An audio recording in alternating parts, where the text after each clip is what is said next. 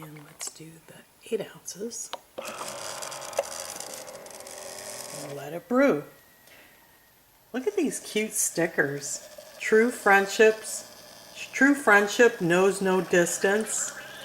I got that coffee and the coffee press. You know, the thread with the flowers. I got that from Leanne Novakovich Holmes. She made those for me and sent them over Christmas. I also got this spool thread from her. And then this G was from Deb, from Deb's Way. I just love my stickers. So, and my coffee and all things sewing. Absolutely.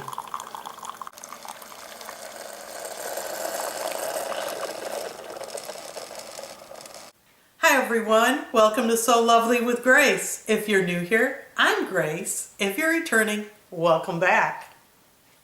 So inspired. That's how I hope I make you feel every week when I put out a new video. That's the goal of this channel, to get people into their stash, into their patterns, and sewing. And today, I made another new look 6638 top. I couldn't resist. Last week, I made the hip length in this beautiful jersey knit stretch floral that I got at Mystery Bundle with Fabric Mart. And then, of course, I wanted to make the tunic length that she's wearing, but I made it with the short sleeves again, with this beautiful rib knit fabric that I got at Hobby Lobby. So yeah, I couldn't resist. So if you make a pattern, you sew it up, and you're really happy with the results, sew it up a second time, and you'll be even more thrilled, which I am, with the results.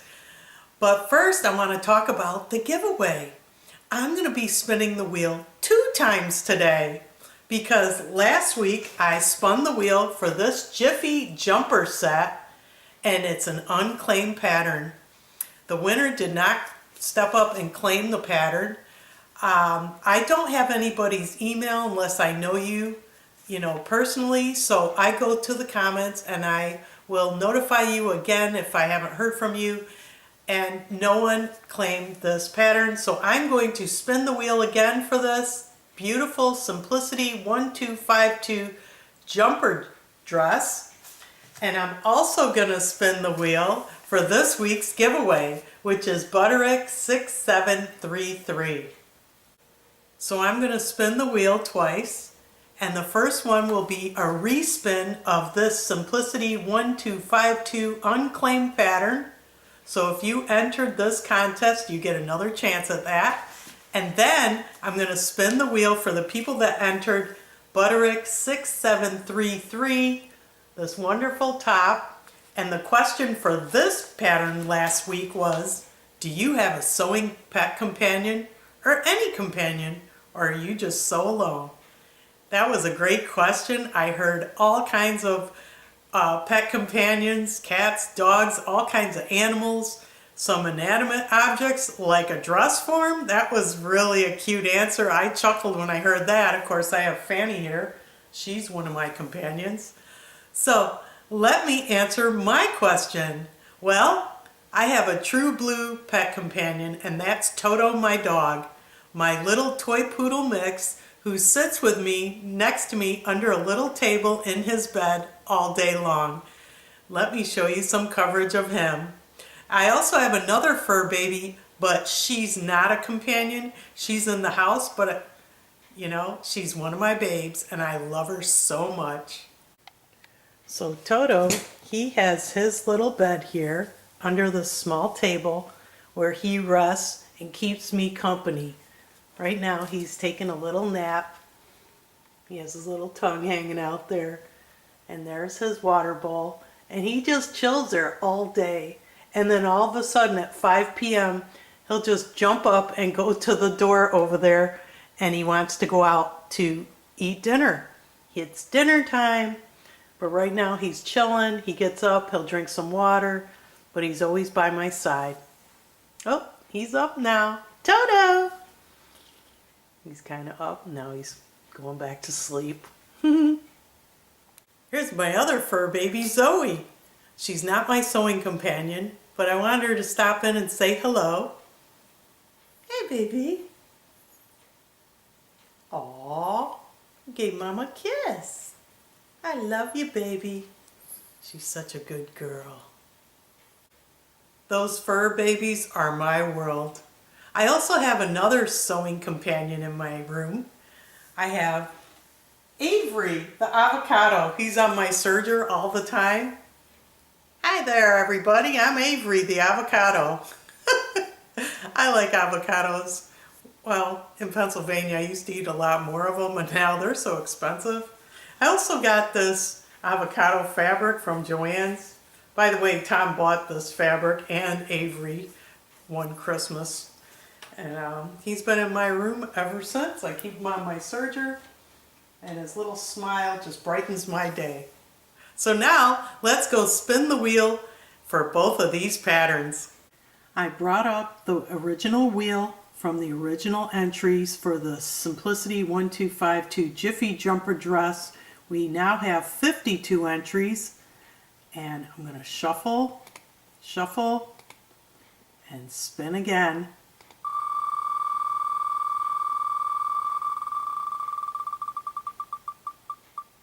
And the winner is Carol Sewell, 7742. Carol, you won the Jiffy Jumper Dress pattern. Wow, congratulations. For the Butterick pattern, we had a total of 82 entries. That's the highest amount I've had since I started doing these giveaways. Hope that number goes up too. So I imported them into Wheel of Names, and there's the wheel. I'm going to give it a couple shuffles and spin the wheel for the Butterick pattern.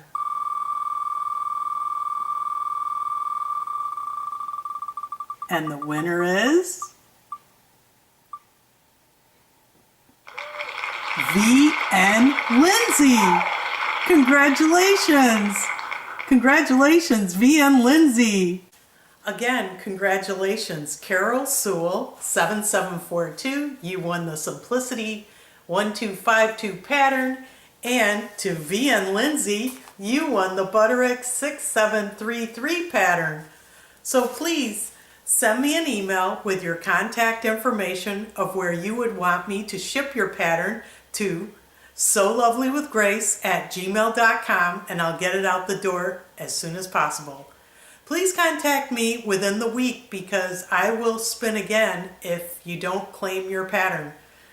Because I want everyone to be happy and get their patterns as soon as possible. And I hope you're enjoying these giveaways. Now stay tuned to the end for a new giveaway with a new question.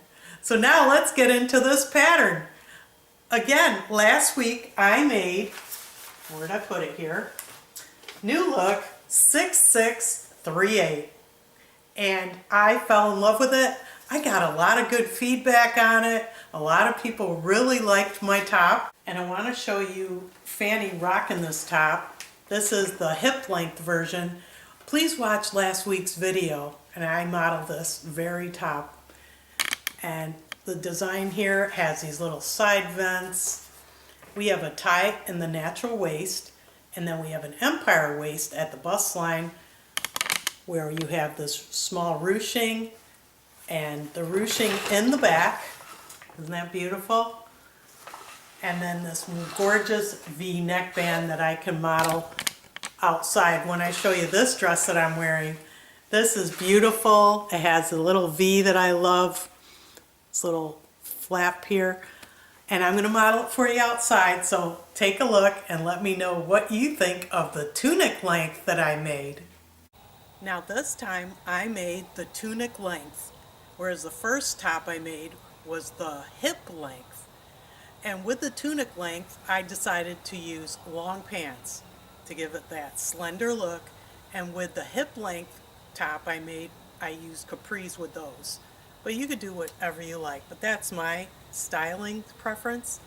And with this design, the same as the hip length top, it has the ruching at the bust, and the ruching in the center back here, give it a more shaping. And it's an empire waist, but the tie sits at your natural waist. So it has a lot of nice little details here. And of course I went with the same shorter sleeve bodice and the side vent openings also here on the tunic length. Very attractive, nice little design. I like the length of this. And I'm wearing these jeggings with my wedge sandals. Wedge sandals, very comfortable and slimming. And they're timeless in my opinion. They're a timeless fashion. Now one thing I failed to mention in my first video that I completely forgot, and after watching it I go, oops, is this pattern calls for an elastic at the empire waist. An elastic casing with elastic, and I completely eliminated it in both tops. To me, with this fabric, it did not need it, so I did not add it. I think it looks fine without it. That's up to you if you want to put it in, but if I can eliminate a step, I will. So yeah, it has the side seams here, this wonderful neckband. I absolutely love the design of this V-neckband. Very easy to put in, looks great. And you know, I'm not one to wear yellow. This, I think, is my first yellow piece, and I love it. I love it. It's a thin rib knit. I got it Hobby Lobby last year. And of course, I decided to make matching daisy earrings on my embroidery machine. So the colors tie in with the daisy here. I have a little green for the hook here, then the red in the middle and the white, and you know, just add a little more pizzazz to the outfit. So what do you think of this top? Isn't this a great pattern? I'm definitely going to make it in the fall in a heavier knit to wear with leggings, and I will make the long sleeves. But I absolutely love this. It's wonderful. Let me just move the camera here, see if you can get me head to toe.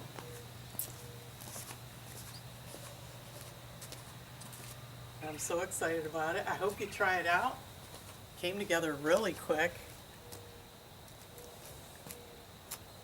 So that's it. So new look 6638. This is a must-have. This is a thumbs up for me. It's in my top 10 and I will be sewing it up for sure. Definitely in the future I want to make the tunic length with the long sleeve and the round neckband in the fall with a heavier knit fabric. Definitely. This is so quick to sew up, make it in a day. And let me tell you about the pattern.